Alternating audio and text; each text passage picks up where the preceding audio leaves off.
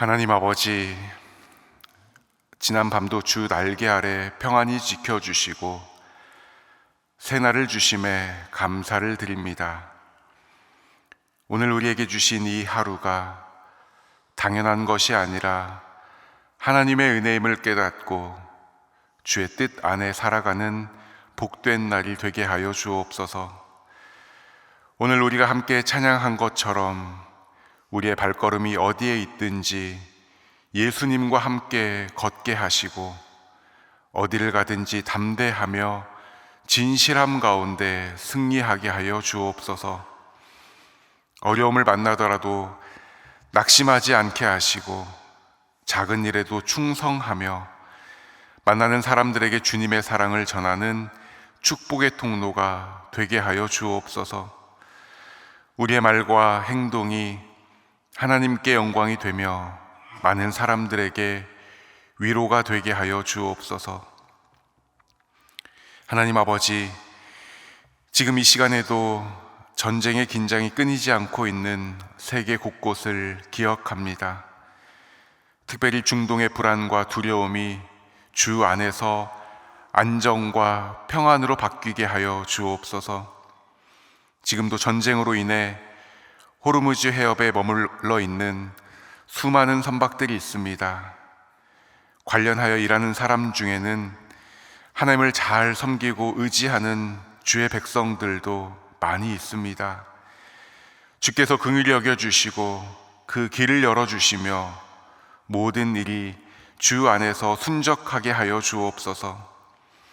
간절히 기도하며 하나님의 은혜를 구할 때 때를 따라 돕는 은혜를 더하여 주시옵소서. 무엇보다 안전하게 하시고 가정과 사회로 무사히 돌아올 수 있도록 그 길을 인도하여 주옵소서. 이 전쟁이 하루속히 종식되고 하나님 주시는 위로가 있기를 간구합니다. 수많은 사상자와 그 가족들을 주께서 기억하여 주시고 위로와 회복의 은혜를 누리게 하여 주옵소서. 또 전쟁으로 인해 불안해진 경제와 사회 전반에 안정과 평안을 허락하여 주옵소서. 하나님 아버지, 이 나라의 민족을 위해 기도합니다. 많은 현안 앞에 지도자들에게 지혜를 주시고 겸손히 하나님의 뜻을 구하게 하여 주옵소서. 자기들의 뜻과 이익을 대변하는 것이 아니라 국민들을 진심으로 섬기게 하시고 분열과 갈등이 아니라 겸손과 하나됨으로 나아갈 수 있는 우리 모두가 되게 하여 주시옵소서. 또한 북한 땅을 불쌍히 여겨주사 그곳에서도 하나님을 마음껏 찬양하고 예배할 수 있는 은혜를 허락하여 주옵소서. 하나님 아버지, 이 시간 한국교회를 위해 기도합니다. 혼란한 시대 속에 빛과 소금의 사명을 넉넉히 감당할 수 있도록 성령으로 충만케 하시고 말씀 위에 굳게 서서 주의 뜻을 온전히 선포하며 이 백성을 위로하는 교회가 되게 하여 주옵소서. 세상의 흐름에 휩쓸리지 아니하고 복음의 본질을 붙들며 다음 세대에게 신앙의 유산을 온전히 물려주는 교회가 되게 하여 주옵소서. 이 일을 위해 우리 소망교회를 세우셨사오니 우리 교회가 맡기신 사명을 잘 감당하며 하나님을 기쁘시게 하는 교회가 되게 하여 주옵소서. 앞서 세우신 김경진 담임 목사님께 세임과 능력을 더하여 주시고 동역하는 교역자들에게도 사랑과 은혜를 더하여 주옵소서. 이 시간에도 병상에 누워 하나님의 은혜를 간구하는 성도들이 있습니다. 수술을 앞두고 불안 가운데 있는 성도들, 항암 중에 있는 성도들, 하루 걸러 매일 투석하는 성도들, 검사 결과를 기다리며 초조해하고 있는 성도들을 하나님께서 긍휼히 여겨 주옵소서. 치료의 강선을 비추어 주시며 깨끗게 하여 주셔서 이 시간들이 훗날 감사의 시간, 간증의 시간이 되게 하여 주옵소서. 함께 간호하며 돌보는 가족들을 위로하여 주시고 하나님의 세밀한 돌보심과 인도하심을 누리며 감사함으로 이 시간들을 채워갈 수 있도록 도와주옵소서. 하나님, 갑작스러운 심정지로 쓰러져 중환자실에서 집중 치료 중인 성도님을 위해 기도합니다. 심정지 시간이 길어 위중하고 불안정한 상황 가운데 있사오니 생명의 주관자 되시는 주님께서 성도님의 심장과 뇌를 친히 어루만져 주옵소서. 약물에 잘 반응하여 모든 수치가 안정을 되찾고 의식을 회복하는 기적을 베풀어 주옵소서. 예기치 못한 시련 앞에 눈물로 애타게 기도하는 아내 집사님과 가족들의 심령을 하늘의 평강으로 붙들어 주사 하나님의 선하신 주권을 신뢰하며 담대함 가운데 이 시간들을 이겨내게 하여 주옵소서. 이제 말씀 앞으로 나아갑니다. 성령께서 우리의 마음을 주장하여 주셔서 주의 뜻을 온전히 깨닫게 하시고 겸손히 주님과 함께 행하는 복된 하루가 되게 하여 주옵소서. 의지하옵고 귀하신 예수님의 이름으로 기도하옵나이다. 아멘. 오늘 우리에게 주시는 하나님의 말씀은 스가랴 11장 12절로 17절까지의 말씀입니다. 스가랴 11장 12절로 17절까지의 말씀을 함께 봉독하겠습니다. 내가 그들에게 이르되 너희가 좋게 여기거든 내 품삯을 내게 주고 그렇지 아니하거든 그만두라. 그들이 곧 은 30개를 달아서 내 품삯을 삼은지라. 여호와께서 내게 이르시되 그들이 나를 헤아린 바 그 삭을 토기장이에게 던지라 하시기로 내가 곧 그 은 30개를 여호와의 전에서 토기장이에게 던지고 내가 또 연합이라 하는 둘째 막대기를 꺾었으니 이는 유다와 이스라엘 형제의 의리를 끊으려 함이었느니라. 여호와께서 내게 이르시되 너는 또 어리석은 목자의 기구들을 빼앗을지니라. 보라, 내가 한 목자를 이 땅에 일으키리니 그가 없어진 자를 마음에 두지 아니하며 흩어진 자를 찾지 아니하며 상한 자를 고치지 아니하며 강건한 자를 먹이지 아니하고 오히려 살찐 자의 고기를 먹으며 또 그 굽을 찢으리라. 화 있을진저 양떼를 버린 못된 목자여, 칼이 그의 팔과 오른쪽 눈에 내리리니 그의 팔이 아주 마르고 그의 오른쪽 눈이 아주 멀어버릴 것이라 하시니라. 아멘. 우리가 성경에 대해서 이야기할 때 구약은 장차 오실 예수 그리스도, 그리고 신약은 오신 예수 그리스도, 그리고 다시 오실 예수 그리스도라고 이야기하곤 합니다. 그렇습니다. 성경은 처음부터 끝까지 예수 그리스도에 대해서 말씀하고 있습니다. 특별히 구약 성경은 장차 오실 메시아 예수 그리스도에 대해서 말씀합니다. 그래서 구약 성경을 보면 곳곳에 예수 그리스도께서 이 땅에 어떻게 오실지, 그리고 어떠한 모습으로 사역을 감당하실지에 대해서 기록되어 있는 것을 보게 됩니다. 우리가 잘 아는 것처럼 이사야서 7장을 보면 처녀가 잉태하여 아들을 낳을 것이다, 이런 말씀이 예언되어 있고, 또 그 이름을 임마누엘이라 하라 라고 말씀하고 있습니다. 또 이사야 53장에 가서는 우리의 허물과 죄악 때문에 예수님께서 징계와 채찍을 맞으실 거라는 예언의 말씀도 나옵니다. 그런가 하면 미가서를 보면 예수님께서 베들레헴을 통해서 이 땅에 오실 것을 예언하고 있고, 또 우리가 얼마 전에 살펴본 것과 같이 스가랴서 9장에서는 어린 나귀를 타고 예수님께서 예루살렘에 입성하실 것을 말씀하고 있습니다. 그 외에도 구약 성경에는 수많은 곳에서 예수 그리스도를 예표하는 말씀들로 가득 차 있습니다. 오늘 말씀도 오실 예수 그리스도에 대한 예표의 말씀이라 할 수 있습니다. 그런데 내용을 보면 단순히 예수님께서 오신다는 기쁜 소식만을 전하고 있지는 않습니다. 본문에는 메시아로 오신 예수 그리스도를 거부하고 그 은혜를 가볍게 여기고 결국은 배신할 것이다 라는 예언의 말씀이 기록되어 있고, 그러한 일들이 얼마나 무겁고 또 두려운 것인지 우리에게 분명하게 말씀하고 있습니다. 우린 지금 스가랴서를 읽고 있는데, 스가랴는 다리오 왕 2년째 되던 해, 즉 BC 520년경에 활동한 선지자입니다. 이 시기는 이스라엘 백성들이 70년의 바벨론 포로 생활을 다 마치고 고향으로 돌아온 이후의 시기이고, 성전의 재건도 마친 상태입니다. 그러니까 어떻게 보면 회복이 시작된 것처럼 보일 수 있는 그런 때입니다. 그러나 실상은 그렇지가 못했습니다. 이스라엘 백성들의 상태는 여전히 혼란스러웠고, 그들의 마음은 하나님께 온전히 돌아오지 못했습니다. 외형은 회복되었으나 내면은 아직도 포로 상태에 있었던 것입니다. 이러한 때 하나님께서는 스가랴를 통해서 메시아에 대한 예언의 말씀을 선포하고 계십니다. 그 중에서도 오늘 말씀은 이들이 메시아를 참 목자로 여기지 않고 그 은혜를 값싼 것으로 여길 것이다에 대해서 예언하는 말씀입니다. 그렇다면 오늘 본문은 구체적으로 우리에게 무엇을 말씀하고 있는가? 첫 번째는 참 목자를 가볍게 여기는, 그 은혜를 가볍게 여기는 우리의 모습에 대해서 말씀하고 있습니다. 12절 말씀인데요, 우리 같이 한번 읽어 보겠습니다.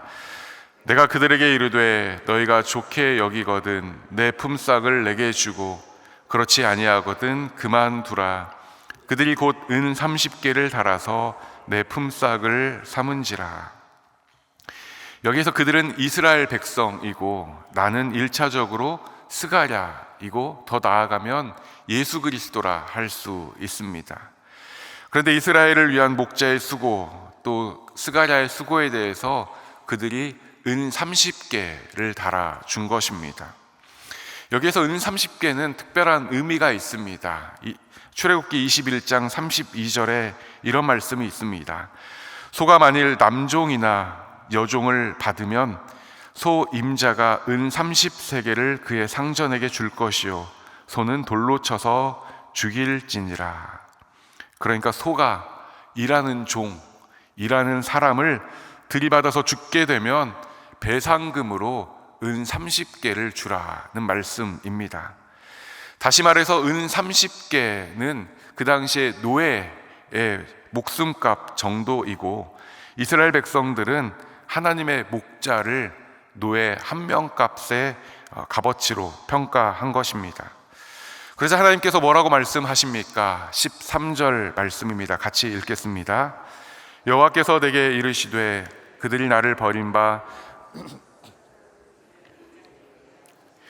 내가 곧 그 은 30개를 여호와의 전에서 토기장이에게 던지고, 여기서 나를 헤아려 준 삭이라고 번역된 원어는 보배로운 가치, 훌륭한 가격이라는 의미입니다. 그러니까 목자에 대해서 바르게 이해하지 못하고 종과 같이 여기고 평가한 것에 대해서 대단하다라고 반의적으로 표현하면서 그것을 성전 토기장이에게 던지라고 말씀합니다. 그런데 은 30에서 이미 아셨겠지만 이 장면이 신약 성경에서 그대로 이루어집니다. 마태복음 26장 15절을 보면 가룟 유다가 대제사장들에게 가서 내가 예수님을 넘겨주면 너희가 얼마를 줄 거냐라고 묻자 그들이 은 30을 이야기합니다. 그리고 예수님께서는 종의 값이었던 은 30에 그대로 팔리게 되는 것입니다. 예수님께서 과연 은 30, 종의 가치만큼 받으셔야 하는 분이십니까? 결코 그렇지가 않지요. 예수님께서는 우리의 구원자이시며 부활의 첫 열매이자 우리의 모든 것이 되시는 분입니다. 그런데 소가 들이받아서 죽은 종을 대신하여 배상할 때 쓰는 이 은 30에 예수님께서 팔리고 만 것입니다. 전 설교를 준비하며 예수님께서 은 30에 팔린 내용이 있는 이 마태복음 26장을 다시 읽게 되었는데, 여기에서 우리가 놓치고 있는 사실이 있다라는 것을 깨닫게 되었습니다. 그것은 예수님을 은 30에 거래한 일의 중심에 대제사장과 예수님의 제자였던 유다가 있었다라는 사실입니다. 대제사장은 누구입니까? 당시에 성경과 율법에 가장 정통하며 그 권위를 인정받았던 사람입니다. 그리고 유다는 예수님의 12제자 중에 한 사람이었습니다. 다시 말하면 성경을 모르는 사람들이 이런 일을 한 게 아니라 성경을 잘 아는 사람들이 이런 일을 했다는 것입니다. 심지어 오늘 본문을 이미 알고 있었을지도 모르는 일입니다. 또한 예수님께서 어떤 분이신지 모르는 사람들이 이런 일을 한 것이 아니라 예수님께서 어떤 분이신지 가장 잘 아는 사람 중에 하나가 이 일을 했다라는 것입니다. 무슨 말입니까? 우리도 그럴 수 있다는 것입니다. 아무리 성경을 잘 알고 예수님을 잘 믿는다 해도 그것이 은혜로 고백되지 않고 삶에서 열매 맺지 못하면 우리도 얼마든지, 그리고 우리도 언제든지 그럴 수 있다는 것입니다. 우리에게 주신 은혜를 당연한 것으로 여기고 별것 아닌 것으로 여기고 우연으로 여기면 우리도 그 은혜에 대해서 은 30 정도로 생각하는 사람들과 다를 게 없다는 것입니다. 우리가 넘어지고 좌절하고 낙심하는 이유는 하나님의 은혜를 몰라서가 아니라 그 은혜를 너무 가볍고 당연하게 받아들이기 때문입니다. 오늘 우리는 우리에게 주신 은혜들을 어떠한 시선으로 바라보고 있는가, 어떠한 가치와 무게로 그 하나님의 사랑을 바라보고 있는가 점검하고 그 은혜에 대해서 온전한 감사로 나아갈 수 있는 저와 여러분 되기를 소망합니다. 두 번째로 오늘 말씀은 은혜가 사라질 때 비로소 우리가 얼마나 연약한 자인지를 깨닫게 된다는 것입니다. 14절을 보면 은 30을 토기장이에게 던진 이후의 일들에 대해서 나옵니다. 내가 또 연합이라 하는 둘째 막대기를 꺾었으니 이는 유다와 이스라엘 형제의 의리를 끊으려 함이었느니라.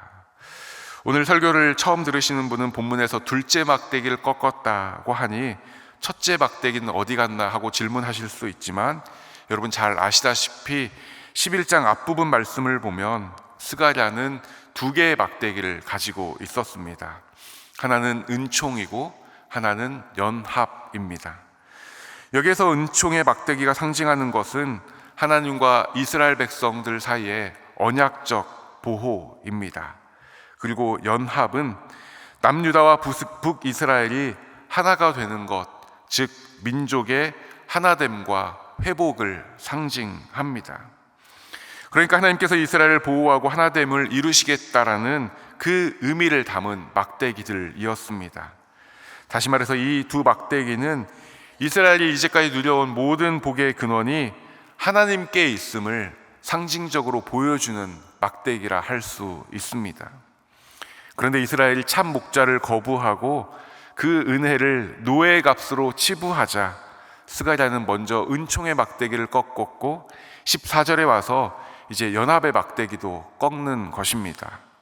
이것이 어떤 의미입니까? 이제 하나님의 은혜와 하나 되게 하신 역사가 사라진다는 것입니다. 그래서 14절 후반부에서 이렇게 말씀하는 겁니다. 이는 유다와 이스라엘 형제의 의리를 끊으려 함이었느니라. 하나님께서는 당신의 목자를 거절한 이스라엘 백성 앞에서 은총과 연합의 막대기를 꺾어버리고 이들의 본 모습이 어떠한지, 얼마나 연약한 자들이었는지를 보게 하십니다. 그런데 여기서 우리는 질문해 보아야 합니다. 이스라엘 백성들은 왜 목자의 목양을 거절했을까? 왜 그랬겠습니까? 목자가 없이도 길을 잃지 않을 것이라는 자신감이 있었기 때문입니다. 목자가 없어도 여전히 은혜롭게 살 수 있고 목자가 없어도 우리의 힘으로 연합을 이루며 살 수 있을 것이라는 자신감, 아니 교만 때문이었습니다. 그러나 이들이 알지 못했던 것이 있습니다. 그것은 여기까지 온 것이 자신들의 힘과 능력 때문이 아니었다는 것이었습니다. 이들은 자기들의 힘과 능력 때문에 왔다고 생각하고 참 목자를 버립니다. 그러나 이제 이들은 자기들의 본 모습을, 그 모습 그대로를 온전히 보아야 하는 것입니다. 하나님 없이도 잘 될 것 같고 은혜를 당연한 것으로 여기고 가벼운 것으로 여겨서 참 목자를 버렸지만 그 막대기가 꺾이는 순간 그 모든 것이 아무것도 아님을 보게 되는 것입니다. 우리는 하나님 없이 교만한 사람들의 결말이 어떠한지를 잘 압니다. 우리가 말씀을 통해서도 살펴보지만 이스라엘 백성들이 하나님을 떠날 때 그들을 기다리고 있는 것은 전쟁과 기근과 분열이었습니다. 그런데도 이스라엘 백성들은, 그리고 우리는 마치 내 힘으로 무엇인가 이룬 것처럼, 내 능력과 내 노력으로, 내 수고로 무엇인가를 얻어낸 것처럼 교만하고 거만한 마음을 가질 때가 너무도 많이 있음을 보게 됩니다. 고린도전서 4장 7절의 말씀입니다. 내게 있는 것 중에 받지 아니한 것이 무엇이냐? 내가 받았은즉 어찌하여 받지 아니한 것 같이 자랑하느냐? 다 받은 것이고 모든 것이 하나님의 은혜인데 마치 그렇지 않은 것처럼, 마치 처음부터 내 것이고 내 노력의 결과인 것처럼 자랑하고 교만하고 그 은혜를 가볍게 여긴다는 것입니다. 그리고 그러한 우리의 교만이 지속될 때 막대기는 꺾이고 마는 것입니다. 오늘 14절에 둘째 막대기가 꺾이는 것을 말씀하는데 사실 이 순간은 어느 한 순간의 사건이 아닙니다. 이전에도 하나님께서는 계속해서 권면하고 경고하셨지만 이스라엘 백성들은 그 은혜와 사랑을 계속해서 외면하고 그 말씀을 가볍게 여기고 참 목자를 조금씩 밀어내었던 것입니다. 그리고 마침내 이 막대기가 꺾이고 나서야 자기들의 원래 모습이 어떠한지 그 연약함과 부족함을 적나라하게 보게 된 것입니다. 사실 우리도 그렇습니다. 처음부터 나는 하나님 없이 살겠다라고 결단하고 하나님을 완전히 밀어내는 것이 아닙니다. 어느 순간 내 삶에 무엇인가가 하나씩 채워져 가면서 하나님을 조금씩 밀어내는 것입니다. 그리고 그 자리에 무엇이 들어옵니까? 굉장히 합리적이라고 생각되는, 사실은 핑계가 들어옵니다. 마음이 없어서 그런 것이 아니라 바빠서 그런 거라고. 내가 하나님을 믿기는 믿는데 내 환경이 지금 어쩔 수가 없다고 그렇게 조금씩 하나님을 밀어내고 결국 그 자리를 내 교만이, 내 경험이 차지하게 되는 것입니다. 그런데 그러한 삶의 결과가 어떠합니까? 내가 생각한 대로, 내 뜻과 내 계획대로 되지 않습니다. 바쁘게 내가 무엇인가를 해보지만 막대기가 꺾여버린 우리의 힘, 막대기가 꺾여버린 우리의 능력은 아무것도 아닌 것을 보게 됩니다. 우리가 살아가는 것, 하나님의 은혜와 도우심인 것을 분명하게 기억하고 감사함으로 나아갈 수 있는 저와 여러분 되기를 소망합니다. 마지막으로 참목자를 거절한 이후 어떤 일이 벌어지는가에 대해서 오늘 본문이 말씀합니다. 16절 말씀인데요, 우리 같이 한번 읽어보겠습니다. 보라, 내가 한 목자를 이 땅에 일으키리니 그가 없어진 자를 마음에 두지 아니하며 찾지 아니하며 상한 자를 고치지 아니하며 강건한 자를 먹이지 아니하고 오히려 살찐 자의 고기를 먹으며 또 그 굽을 찢으리라. 참 목자가 없어진 그 자리에 다른 한 목자를 세우겠다는 것입니다. 그런데 참 목자를 거절해서 세워진 그 목자의 모습이 어떻습니까? 첫 번째로 없어진 자를 마음에 두지 않는다 말합니다. 목자는 양을 돌보는 것이 본문인데 없어진 자를 마음에 두지 않는다는 것입니다. 누가복음 15장에 나오는 잃은 양 비유에서 잃어버린 한 마리를 찾고 또 찾으시는 예수님의 모습과 전혀 다른 모습입니다. 두 번째는 흩어진 자를 찾지 않는다. 세 번째는 상한 자를 고치지 않는다. 네 번째는 강건한 자를 먹이지 않는다. 다섯 번째는 살찐 자의 고기를 먹는다. 마지막은 그 굽을 찢는다. 무엇을 말씀하는 겁니까? 목자가 양을 돌보는 것이 아니라 오히려 그 양을 이용하고 착취하고 자기의 배를 불리게 하는데 급급한 것을 보게 됩니다. 참 목자가 싫다고 해서 세워진 목자인데 오히려 자기 배만 불리우는 잘못된 나쁜 목자가 오게 된 것입니다. 그렇습니다. 하나님 없이 무엇인가 할 수 있을 것 같고 그 은혜를 가볍게 여기다 못해 당연한 것처럼 여기고 참 목자를 조금씩 떠나가지만 그 자리에 욕망이 목자가 되고 죄가 목자가 되고 내가 목자가 되는 것을 보게 됩니다.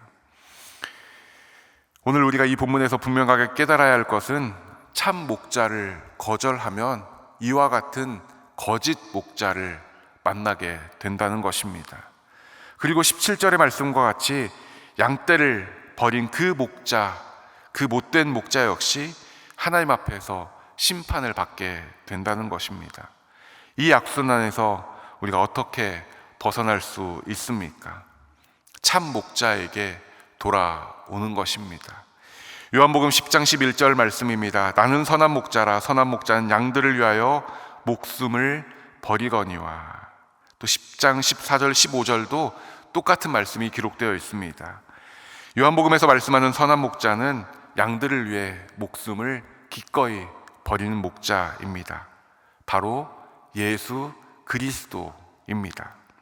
오늘 말씀은 이 목자를 밀어내지 말라. 그리고 그 사랑을, 그 은혜를 결코 가볍게 여기지 말라 우리에게 말씀하는 겁니다. 말씀을 정리합니다. 이스라엘 백성들은 참 목자를 은 30냥, 노예 한 명의 값으로 여겼습니다.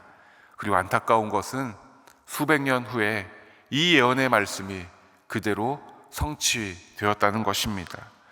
그러나 오늘 말씀은 역사적 성취를 확인하는 데 있지 않습니다. 오히려 우리도 그 은혜를 가볍게 여기고 있지는 않은지, 당연한 것으로 여기고 있지는 않은지 질문해 보아야 합니다. 그리고 또한 예수 그리스도를 밀어낸 자리에 내 무엇인가가 자리하고 주인 행세하는 것은 아닌지 돌아보아야 합니다.